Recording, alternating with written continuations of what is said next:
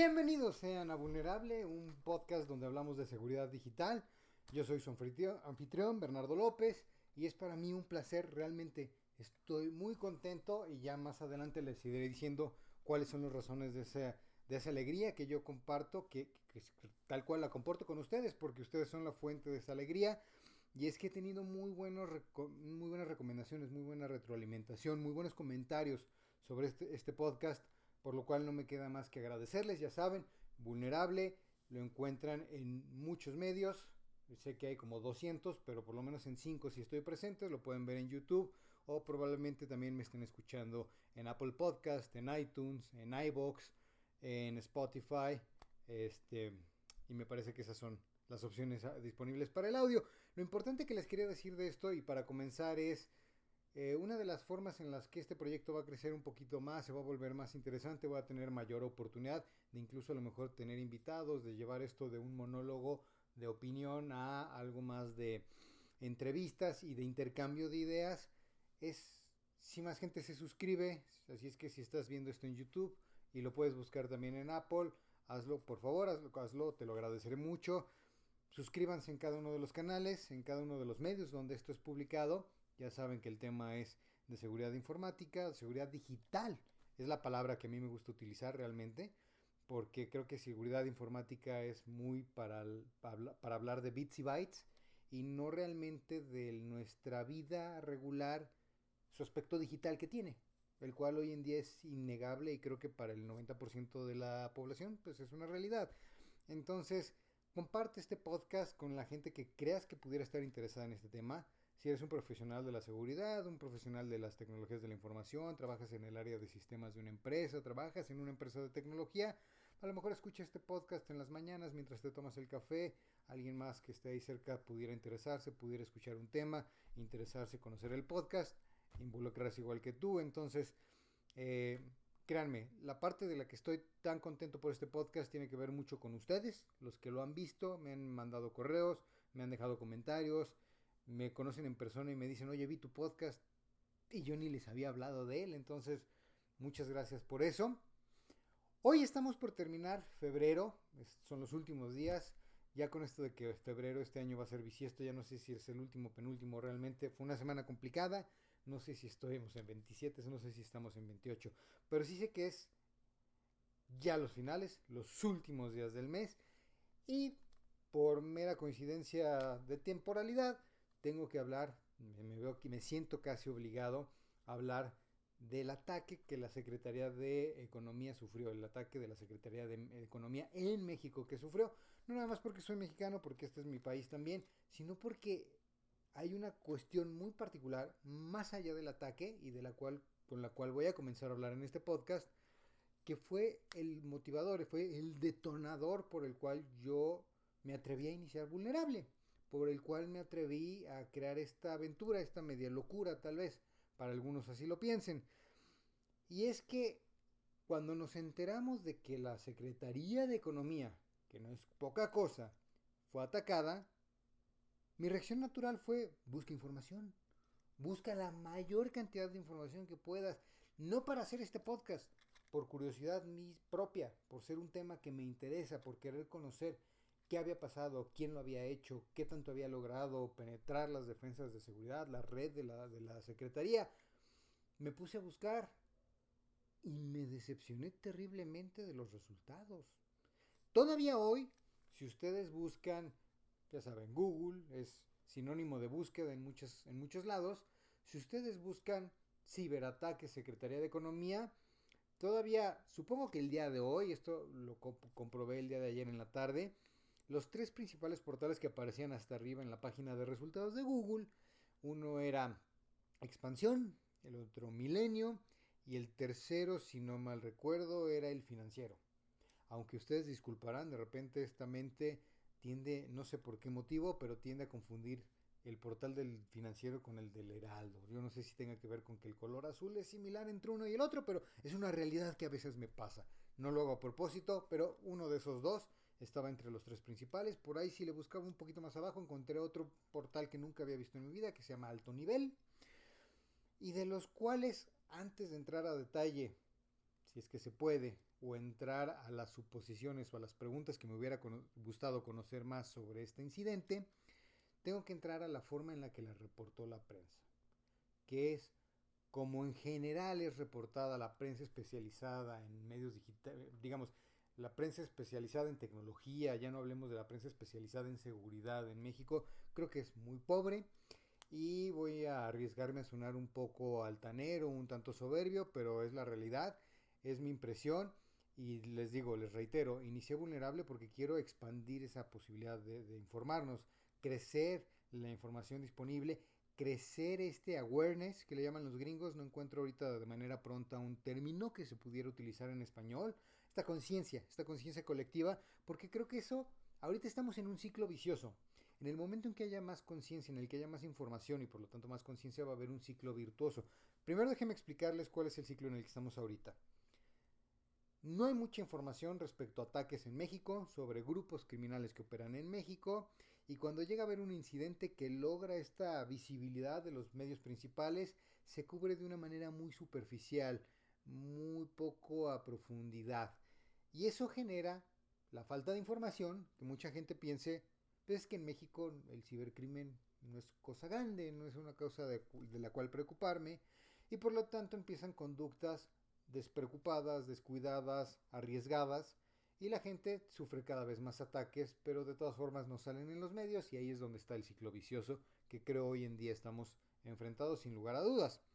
Quiero que haya más información para que haya más conciencia y por lo tanto la gente torne este círculo en uno virtuoso en el cual la gente empieza a decir debo de proteger mejor mis cuentas, no reutilizar contraseñas en diferentes portales, no dejar la contraseña de default en el modem que me conecta a internet a mi casa, etcétera, etcétera, etcétera. Y bueno, voy a analizar exactamente y utilizar para comparar, para ver si realmente tenemos algo muy pobre en la prensa mexicana actualmente que reporta no solo seguridad, sino tecnología en general, con otros ataques muy conocidos y relativamente recientes. Uno de ellos, digo, los dos son para ciudades en Estados Unidos, obviamente cubiertos por la prensa americana, y que escogí estos dos ataques, uno por ser tal vez el primero que atacó a una gran ciudad, una gran urbe americana, como fue la ciudad de Atlanta, y otro el de Baltimore porque está todavía más reciente que el de Baltimore, y aparte tiene la peculiaridad de que al haber sido atacado dos veces en solamente un lapso de separado por meses además, logró que realmente efectivamente mucha prensa se volteara a ver, a analizar, a indagar, a cuestionar a las autoridades qué era lo que habían hecho de un ataque al otro, por qué volvió a suceder la brecha de seguridad dentro de la infraestructura y las redes de la ciudad de Baltimore. Entonces, son 6 puntos que quiero que analicé. De los 6, tanto Baltimore como Atlanta encuentran respuesta 5. Para el caso de la Secretaría de Economía en México solamente encuentra respuesta para 1. Vámonos punto por punto. Primero, y empezamos por los dos puntos más técnicos tal vez. La familia del malware. ¿Qué código se utilizó para atacar? Para la ciudad de Baltimore fue el ransomware Robinhood. Para la ciudad de Atlanta fue el ransomware Samsung. Para la Secretaría de Economía ni siquiera sabemos si fue un ransomware, solamente sabemos que fue un ciberataque. Si fue con un RAT, una utilería de acceso remoto, si fue con un malware, si fue un bot, comunicándose un centro de comando y control, totalmente desconocido. ¿Qué monto, digamos, entrando a pláticas de dinero, qué monto se solicitó como rescate? En el caso de la ciudad de Baltimore fueron 13 bitcoins, lo cual incluso generó mucha más cobertura porque al negarse a pagarlo, la ciudad incurrió en un costo más grande de recuperación, un costo que si no mal recuerdo andaba por ahí de los 18 millones de dólares. Y mucha gente dijo hubiera sido más fácil pagarlo, pero bueno, no es tan simple simplemente como pagar, ¿verdad? La ciudad de Atlanta no se sabe a ciencia cierta, aunque sí se especuló con cantidades también que rondaban entre el 1 y 4 millones de dólares. Y en la Secretaría de Economía, nuevamente silencio. ¿Qué servicios fueron afectados? En la ciudad de Baltimore, les digo, fueron dos ataques. El primero fue el servicio de emergencias 911. Los despachadores no eran comunicados directamente, sino tenían que ser que las llamadas ruteadas manualmente hacia los despachadores que atendían. Decían, ya sabes, 911, 911, ¿cuál es su respuesta? ¿Cuál es su emergencia? 911, perdón. En el caso de la ciudad de Atlanta, perdón, regresando a Baltimore, la segunda sección fueron servicios de la municipalidad. La gente no podía pagar servicios, específicamente no podía pagar el agua y tampoco podía tener en esta segunda ola hacer la transferencia de las propiedades. No podías una persona vender su casa y terminar el trámite con el cual la propiedad de la misma, la titularidad, se pasaba a la persona compradora. En el caso de la ciudad de Atlanta, se cayeron los servicios de pago de parqueo. Imagínense aquí que la colonia Nápoles, la colonia Roma, de repente los parquímetros no funcionaran. ¿Qué sucedería? No sé qué haya sucedido en el caso de Atlanta, si simplemente dijeron, bueno, pues déjenlos estacionar y no les cobren. O hubo una ventana en la cual se empezaron a cancelar y a poner bloqueos a las llantas de los carros, pero la realidad es que no podían pagar, no podían hacer ese uso de ese servicio. Se supo que también se vieron afectados los archivos y los videos de la policía, lo cual es bastante grave en mi parecer. E incluso se llegó a tal grado el ataque de ransomware que el wifi del aeropuerto de la ciudad de Atlanta fue suspendido, lo cual no es cosa menor, porque no solo hoy en día el internet es una de las cosas que más utilizas durante una espera en una sala de un aeropuerto, sino que el aeropuerto de Atlanta es uno de estos considerados hubs. Entonces pareciera ser que es una de las cosas importantes, uno de los servicios importantes más utilizados no solo por la gente de Atlanta, sino por mucha gente que está temporalmente de tránsito ahí. En el caso de la Secretaría de Economía de México, sí se conocieron los servicios, no a detalle, pero algo. Se avisó que se suspendieron los términos para los trámites que ya estaban en proceso, es decir, si ya habías comenzado un trámite ante la Secretaría de Economía y te habían dado una fecha de término de 5 a 7 días hábiles, a partir de que se anunció el ataque, se canceló eso y no se sabe cuándo vuelva a correr esa cuenta. ¿Cuál fue el costo del ataque? Ya les dije que en la ciudad de Baltimore se estima que un poquito arriba de 18 millones de dólares el trabajo para recuperarlo. En la ciudad de Atlanta, alrededor de 9 millones. Y aquí tengo que rectificar, hace rato decía de 1 entre 4 millones de dólares. No, en ese momento estaba hablando del rescate solicitado por los atacantes. Realmente ese es un dato desconocido en el caso de la ciudad de Atlanta, a pesar de que se sabe que fue un ataque de ransomware, pero sí se sabe que el costo para recuperar fue de 9 millones de dólares, un poquito más. ¿Cuál fue el costo del ataque? Aunque no sepamos si fue ransomware lo que atacó realmente a la Secretaría de Economía, ¿cuál fue el costo de recuperar los servicios? Costo que ahorita debe de seguir incrementándose porque las últimas noticias que yo revisé, pues no había algo definitivo, no se había conocido que ya hubieran limpiado y restaurado todos los servicios, entonces quiero pensar que esas tareas continúan, pero no se sabe, solo lo estipulo, solo lo puedo concluir. ¿Existía algún seguro? En el caso de la ciudad de Baltimore, no, aunque sí estaban considerándolo, sí estaban evaluando opciones de compra. Se les adelantaron, ni modo. En el caso de la ciudad de Atlanta no se sabe y como ustedes pudieran imaginar, para la Secretaría de Economía también es desconocido. Es tan poca esta práctica de seguros ante ataques informáticos, digo, seamos honestos también, hay mucha gente que conduce un carro y lo hace sin tener un seguro para el automóvil, pues no pudiéramos esperar que estuviéramos tan a la vanguardia o tan avanzados en la adopción de este tipo de coberturas financieras para este tipo de incidentes. Así es que no se sabe, pero mi mente mal pensada me hace decir que no lo creo. Solamente no lo creo. Y ahora, ¿qué grupo de atacantes estuvo detrás de esto? En el caso de Baltimore, de nuevo, no hay nada en concreto. En el caso de Atlanta sí, se supo e incluso se procesaron y se sentenciaron a hackers iraníes, pero que probablemente actuaron como individuos no afiliados al gobierno de ese país. En el caso de la Secretaría de Economía, ya se imaginarán ustedes el resultado, nada de información. ¿Quién fue y por qué lo hizo? Cualquier cosa que ustedes se atrevan a imaginar es tan válida y probablemente tan cercana a la verdad como lo que yo pudiera hacer aquí especulando. Entonces, creo que esto prueba bastante bien que tenemos una falencia, tenemos una carencia grande en los medios especializados o los que pretendan hacer cobertura de este tipo de ataques. Tienen que ir más allá Si me lo preguntan a mí, qué es lo que yo veo, creo que las 3 notas son igualitos, los mismos 3 párrafos, 4 o 5 palabras que agregaron en cada una de las notas, tal vez para meterle el estilo de cada uno de los portales, para meterle el estilo de cada uno de los outlets noticiosos, pero en realidad pareciera que el 90% de eso era un copy-paste de un comunicado de prensa, ya sea haya sido de Notimex, haya sido de Relaciones Públicas de la propia Secretaría, cualquiera, era exactamente la misma información, palabras más, palabras menos, palabras no importantes para la sustancia, para lo central de la información que buscábamos obtener.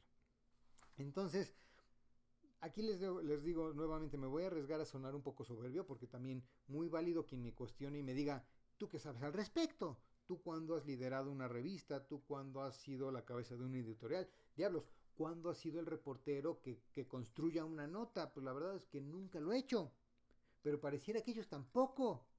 Porque la información valiosa, la información atrás de la nota de prensa, el seguimiento, la actualización constante que daban en otros portales al comunicar sobre la incidencia en Baltimore, en Atlanta, en muchas otras municipalidades, en muchas otras ocasiones, se actualizaba cada X horas. Ahí ha habido estos avances, ya se sabe esto de nuevo, se determinó quién fue el grupo atacante, ya se determinó el alcance total de la infraestructura que fue alcanzada por este malware, etcétera, etcétera. Aquí una nota inicial y pareciera que fuera nota archivada, archivo muerto, ahí se va a dejar, probablemente así se deje por la posteridad.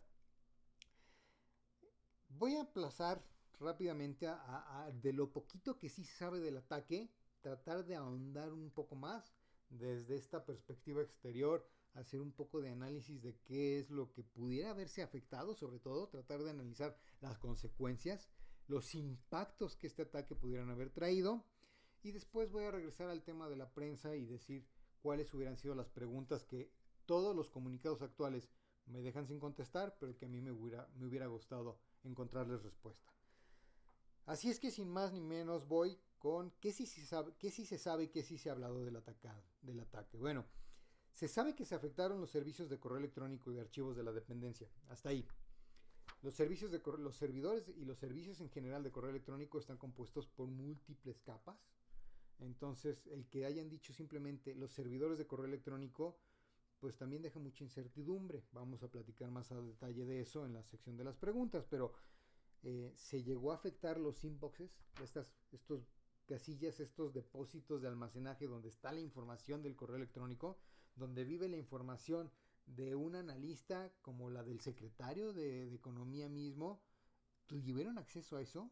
Eso me hubiera parecido muy grave, a comparación que si simplemente es el gateway y aunque digo, obviamente hay bastantes riesgos ahí también, eh, a lo mejor la información solo está en tránsito y es más difícil capturar lo que está en los discos duros en esos momentos y fugarlo de una manera ágil y rápida.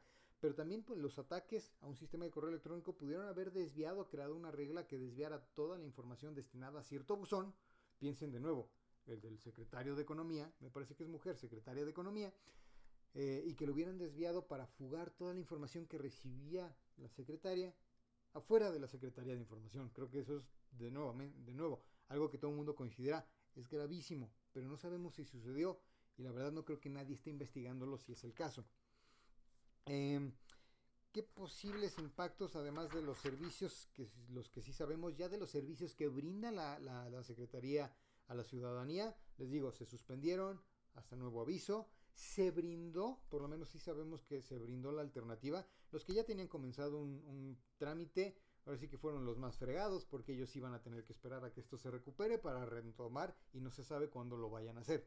Los que tuvieran la intención próximamente en estos días de iniciar un trámite, la alternativa que se le está dando es como si fuera 1980, presentarse físicamente a ventanilla y hacer los formatos probablemente, los trámites, perdón, llenando formatos a papel y entregando las copias no electrónicas de sus identificaciones, comprobantes de domicilio y cualquier papelería que les pidan para hacer estos trámites. ¿Qué también sí sabemos del ataque?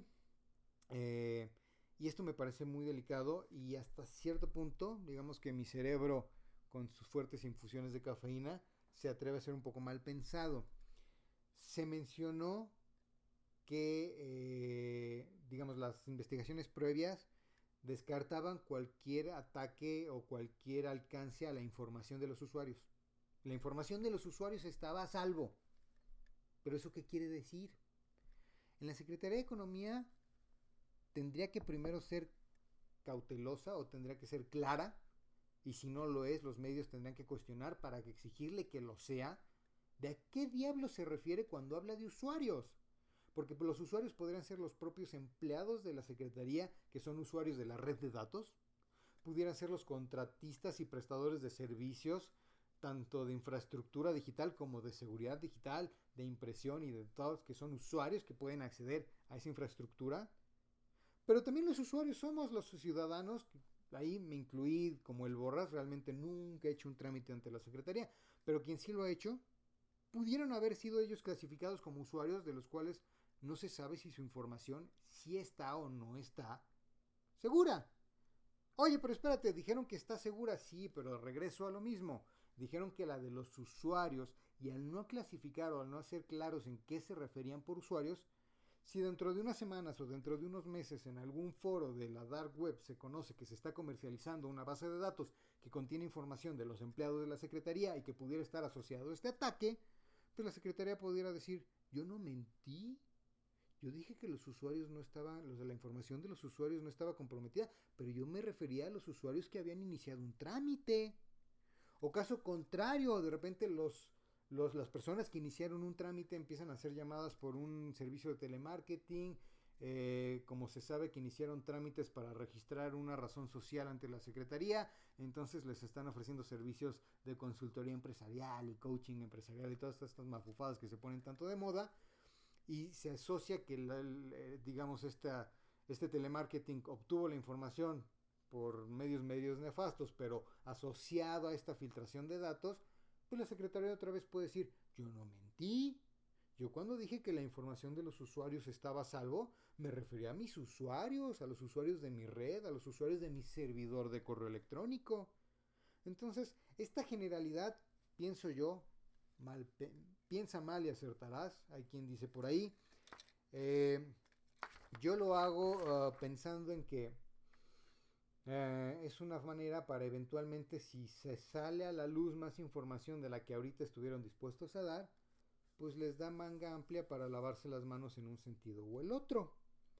Y eso, de nuevo, no ayuda a esta cultura de prevención, de conciencia que deberíamos de estar buscando tener para bajar nuestros riesgos, para manejarnos en unas conductas más seguras. Entonces, quiero regresar de nuevo a la información, a la forma en que los medios lo hubieran tratado, pero antes de hacer esto, porque ya va a ser a manera de conclusión, quisiera invitarlos a todos los que están viendo esto en cualquiera de los medios, de nuevo rápido los voy a mencionar, YouTube, Apple Podcast, iPod, Spotify y iVoox. Si ustedes están escuchando este podcast, ¿a ustedes les gustaría comenzar a colaborar más allá de los comentarios? Pueden hacerlo, pueden escribirme a podcast.vulnerable@gmail.com, y en esta ocasión específicamente les pido, si ustedes conocen un tema relacionado a la seguridad, pudiera ser algoritmos de identificación facial que tienen que ver mucho con privacidad, si saben ustedes de respuesta a incidentes, si saben ustedes de N motivo relacionado a este mundo de la seguridad digital, mándenme un correo y a lo mejor pudiéramos coordinar una sesión en la cual pase esto de ser un monólogo, un medio en donde yo aviento aquí mis ideas y mis conclusiones y mis análisis, a tal vez un diálogo, una entrevista, algo un poco más dinámico que le dé variedad y le dé riqueza al podcast en general. Quiero, antes de despedirme, dejar esto, que son las preguntas sin contestar que a mí me gustaría hacer. Quiero también hacer el paréntesis. Investigué en la página de la Secretaría de Economía si había algún sitio, una URL, algún recurso para entrar en contacto con la gente de Relaciones Públicas de la Secretaría. No encontré nada, pero sí encontré un correo electrónico de Contacto Ciudadano. Ya le escribí a Contacto Ciudadano y obviamente ya son casi 24 horas desde que hice ese primer correo. No he recibido respuesta y no soy ingenuo, no la espero. Por esta misma cultura de tal vez sea un correo más en un buzón que rara vez se ha atendido o una vez al mes se ha atendido, y solamente las cosas realmente muy urgentes o de personas con un perfil social público muy amplio las atiendan y la de un servidor pase desapercibida. Me gustaría equivocarme y recibir la respuesta de que me invitan a poder participar, de poder extenderle este tipo de preguntas a la gente de comunicación y a la gente de tecnología de la Secretaría, no con el morbo de señalar ni de satanizar, simplemente de extender la información disponible de nuevo para crear este círculo virtuoso del que comenté al principio del episodio. Y para despedirme, ¿cuáles son las preguntas que me gustaría que se contestaran sobre este ataque? Bueno, primero, saber si hubo solicitud de pago como rescate para revertir las consecuencias del ataque cibernético, lo cual señalaría claramente que se trató de un ataque de ransomware. En caso de que sí haya tal caso, me gustaría saber cuál fue el monto solicitado. Si va acorde a lo que sí sabemos, por ejemplo, que en Pemex se solicitó y que los bitcoins convertidos a dólares sobrepasaban el $1,000,000. También me gustaría saber si la Secretaría cuenta con algún tipo de seguro o penalización económica a los proveedores de servicios administrados de seguridad que le ayude a cubrir o de manera al menos paliativa a revertir el impacto negativo de esta recuperación de servicios que están teniendo que hacer. También me gustaría saber, una de las siguientes preguntas que haría es si en la investigación que se realizó existe algún indicio de que el ataque traiga más allá de motivos económicos, motivos políticos. Estamos hablando de una Secretaría de Estado, una importante además. Una pregunta de seguimiento sería también sobre los indicios, para preguntarle si hay indicios que nos hicieran pensar que este ataque estuvo orquestado por gobiernos extranjeros, por, digamos, organizaciones afiliadas a gobiernos o estados ajenos al mexicano. Haría también la pregunta de si la afectación reportada en el servidor de correo electrónico comprometió el contenido de las comunicaciones de la Secretaría, en especial la de los funcionarios de alto rango. La Secretaría cuenta con encriptación punto a punto en estos sistemas de correo electrónico para garantizar la confidencialidad en sus comunicaciones. Eso creo que por mera, no morbo, sino por tranquilidad. Creo que la gente que al fin y al cabo con sus impuestos se pagan esos sistemas y se pagan los sueldos de esos funcionarios, pues es del interés público que se sepa, que se haga del conocimiento de las masas, de los que fondeamos esos servicios.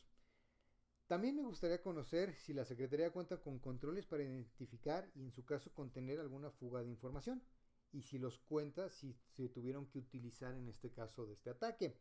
Y por último, preguntarle a la Secretaría si tiene algún plan de recuperación ante desastres y si se ejecutó y falló, por qué hubo la incapacidad para prever o para proporcionar una clara línea de tiempo en la cual se pudiera esperar que todos los servicios estuvieran recuperados.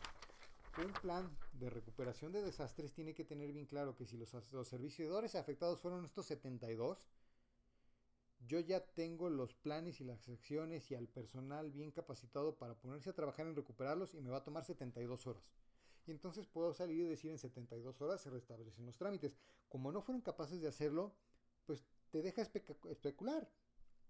Te da a especular si simplemente existen esos planes de recuperación. Y muchas veces existen, pero como se quedan en un documento, en un papel que nunca fue ni siquiera practicado, pues a la hora en la que cae el incidente nadie sabe dónde está el papel, nadie sabe cómo reaccionar, no todos lo leyeron, los que lo leyeron no lo recuerdan del todo, y entonces se crea un pequeño caos que a veces pudiera ser hasta peor el que simplemente nunca se hubiera hecho nada, por lo menos se hubieran ahorrado el costo de crear ese plan. Entonces no me queda claro si existía el plan de recuperación de desastres en la Secretaría, y si existía se ejecutó, se pudo ejecutar sin fallas, por qué o cuál es el motivo, a pesar de que estos deberían de ser práctica común tener estos planes de recuperación, todavía no se sabe para cuándo la Secretaría recuperará estos servicios. De nuevo, los voy a invitar, segunda invitación que les hago, para que me escriban a podcast.vulnerable@gmail.com y en este caso también me compartan qué preguntas más les gustaría hacer, qué preguntas más para ustedes quedaron sin contestar en base a este ataque a la Secretaría de Economía, y que si pudieran hacer, si tuvieran un funcionario o una persona de relaciones públicas enfrente de ustedes, qué preguntas le podrían hacer para aclararse de dudas. De mi parte, les agradezco que me hayan acompañado. en este que sin lugar a dudas, sin tener la tabla a mi lado, pero probablemente sea el episodio más largo de podcast vulnerable, ya saben, seguridad digital, y nos vemos en la próxima ocasión. Gracias.